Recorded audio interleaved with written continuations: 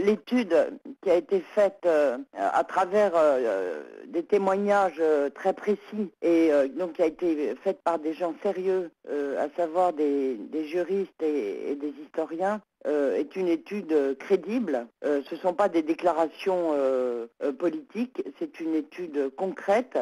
On va dire c'est une enquête judiciaire très précise. C'est un bruit qui courait depuis longtemps, mais que toujours, vous savez, malheureusement, la manipulation de l'information sont toujours les mêmes pays qui ont le pouvoir de manipuler les informations.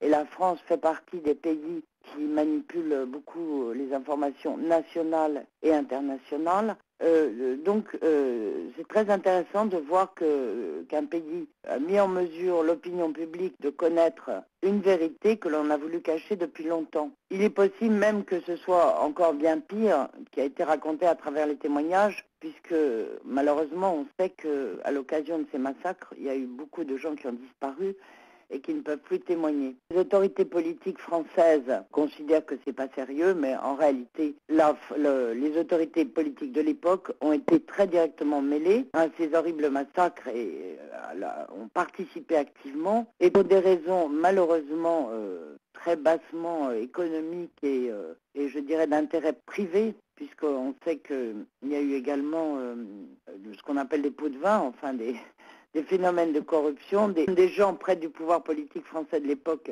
y compris de la famille Mitterrand, qui gagnaient très bien leur vie avec ces massacres. Donc tout ça montre que l'État français continue à se comporter, parce qu'il y a une continuité de la République. Et donc je veux dire, même si ce ne sont pas les mêmes gens au pouvoir aujourd'hui, la République française doit assumer la responsabilité de ses actes, comme d'ailleurs précédemment la guerre d'Algérie, la République française a longtemps nié les crimes et les tortures qui avaient été commis contre les nationalistes algériens, et également dans la période encore précédente, la collaboration active des autorités politiques françaises et de la police française avec le régime nazi.